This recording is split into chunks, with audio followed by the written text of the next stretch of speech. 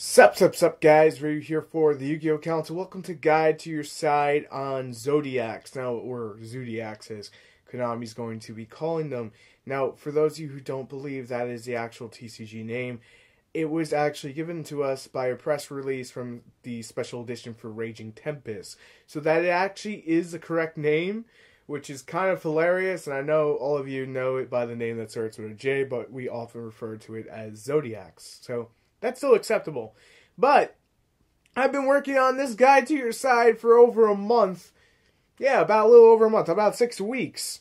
And this is something mad special to me. Because, honestly, the past 6 weeks, that deck has been dominant in the OCG since its release. It's been fucking dominant in every kind of variation. So, where do we go from here is up to you guys. Next week we'll do a request, but I really wanted to get this one out because I really do feel like not enough people know how to side against this deck, and when we get to Raging Tempest, we need to know. So let's get into it without wasting any time. So if you don't know how Zodiacs work, basically they are one card exceeds on top of everything else that they can do, which is all sorts of crazy levels of shit. There's so many different routes the deck can take, and I'm going to isolate pretty much most of their starting plays and most of their big plays so we can isolate it from there. They're dragon, because they're based on the 12 Zodiac creatures. I think it's 12 of them. It's based on the Chinese Zodiac, and basically the dragon is the boss monster, but they are able to bring out other monsters that are boss monsters and able to utilize things that should not be able to be utilized, but hey, it is what it is. So, I'm going to start with one that is kind of out there. Well, before we get to that one, let's actually talk about the best card, Overworked. You may remember this one from the Fire Fist format, when I pretty much started my channel, I believe. It was right around that time frame. Yeah, it's kind of old now, but I think it was right around there where I was getting ready to. But Overworked, I keep in my head saying Overwatch. It's obvious why. Overworked, basically, any monster that has attack points different than its original attack points is going to be destroyed. And you basically just blow them all up. It's really simple. It doesn't require any setup. So the basic understanding of this is once they go to the Exceed, you can play this and ruin their whole plan.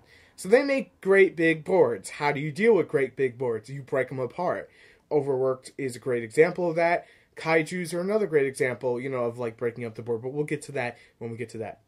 But Overworked is the best card to use, but it's not the only one.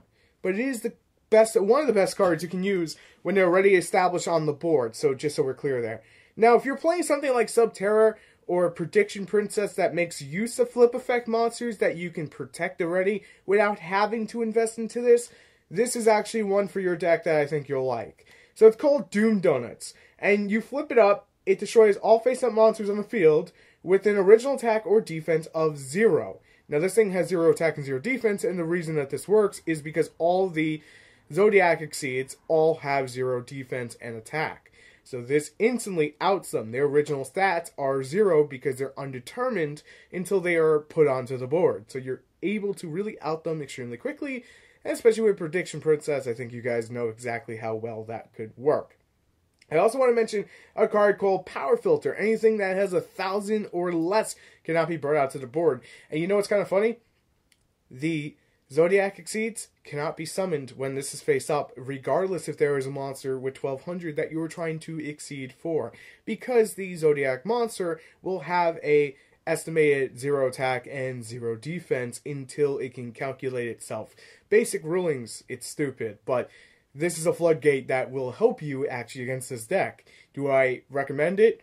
Not really, because you're only going to be able to use against this deck, and depending on how the format shapes up and what decks have a strong matchup against this, yeah, you're going to have other things to worry about, but it is one you can use.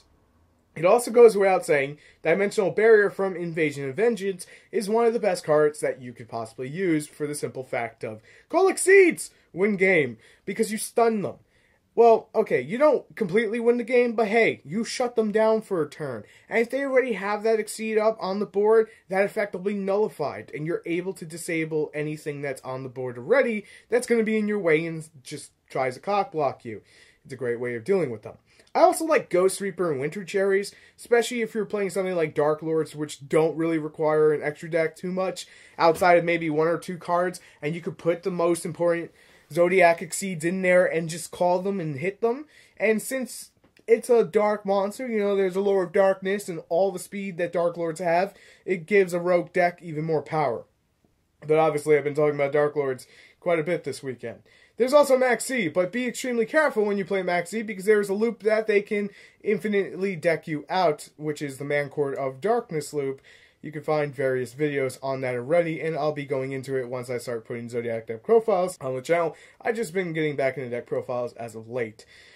There is also Summon Breaker, which during main phase 1, the turn player that successfully conducts their 3rd summon of a monster, it becomes the end phase.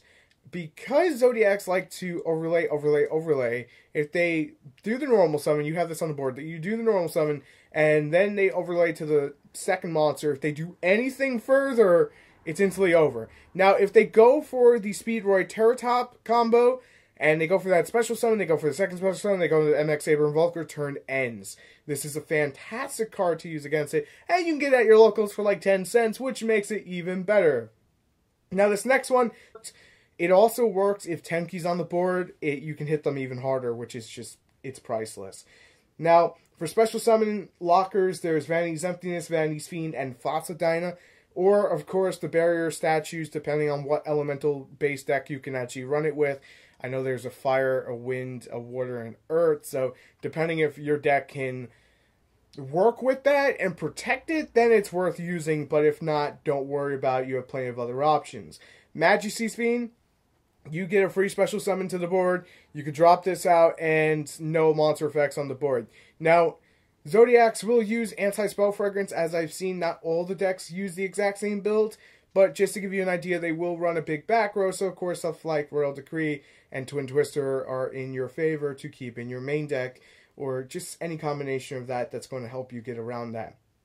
Because their normal summon is so important, and the way that they use one card to exceed, I love Floodgate Trap Hole, and I can't stop talking about it, because when they go for that normal summon, you could put that monster face down, and then it's permanently face down, and they cannot change the position, and it will not reset. They do not get a benefit from it, and you can also use the Trap Tricks Exceed with it if you want to, if you already have that in your deck. So, definitely enjoy Floodgate Trap Hole. I like it. I like this for this matchup a lot better than something like Quaking Mirror Force, but Quaking Mirror Force is an option as well, but just not a huge fan of that over this for this matchup. As I said, it's also very important to stop their summons, so make sure you're remaining Solemn Strike, Solemn Warning, if your deck can handle that, you know, the life point cost, it goes without saying. Now, this one is actually something that a lot of people don't really see. Raigeki and Dark Hole. Yes to Dark Hole. Believe me when I say yes to Dark Hole. Now, the thing is, they will have a giant board ready to cock block you. If you play Dark Hole, you can wipe that board, then make your summon and go from there. It instantly outs stuff, and it's good against various decks like ABC as well. It's a cheap man system down. Granted, they're going to just drop out another Buster Dragon, but at least then you can be, you know, ready to deal with it and have something to activate against it. And Raigeki's the same boat, even though this past couple of months it's been out of favor. It's time to come back into it and decide, hey, we should be using this again, so it's something to keep your eyes on. There's Flying Sea. I really don't recommend it, but there's Flying Sea. It goes without saying. There's also Effect Veiler, where basically you want to hit the Speedroid or the Invoker, and you just want to stun them. That is what Effect Veiler is going to be used for if you're already running it. So that way you know exactly when you can actually use it. But be careful, again, of the Man Core. And that's why I will recommend Macros Cosmos to hit the Graveyard or Necro Valley in that case. Imperial Iron Wall, they have certain cards that banish stuff out. So this will just basically give you that whole, you can't banish me out, biatch. And it also works against ABC very nicely if you can already establish it up and basically just lock them out of making exceeds. So there's that too. One of my personal favorites, Skill Drain. Yes, it's limited, but goddamn, it feels good when that shit goes off and they can't do squat about it. And they're just sitting there going, oh, yeah, all my effects just went out the window and all my monsters are at 0. yeah, that's not really good for them. It's really not. There's also Ghost Ogre, because of the simple fact that even though they'll get the effect, it destroys it, so it gets rid of the problem to some degree. There's Mistake and Thunder King for the Tenki searches, Royal Decree for the big back row, and finally to mention about breaking up those monsters, those big boards, Torrential Tribute, because that's what you want to do. Also, Kaijus, because I did say Kaijus, that works in Lava Golem, Winged Dragon, Raw Spear mode, anything like that you're already using. So there's not too much out there to really differentiate what you're already using. Pretty much just overworked. If you can get your hands on it, now would be a good time to really just buy them the hell up. Hello, person driving outside my house. Seriously, though, overworked is probably the best thing you can have right now at the ready for them. If you don't feel like you're ready, those are all the options, and I've spent like 2 months researching on all that, learning matchups and whatnot. But I will, of course, if there is more to talk about once we get to Raging Tempest, if there's newer cards that help against it, I will revisit this Guide to Your Side, and I will touch upon it then. But thank you guys so much for watching. If you enjoyed the content, make sure to slap that like button, subscribe button, and drop a comment because it helps with the YouTube algorithm. And I'll see you tomorrow for coffee time. Peace.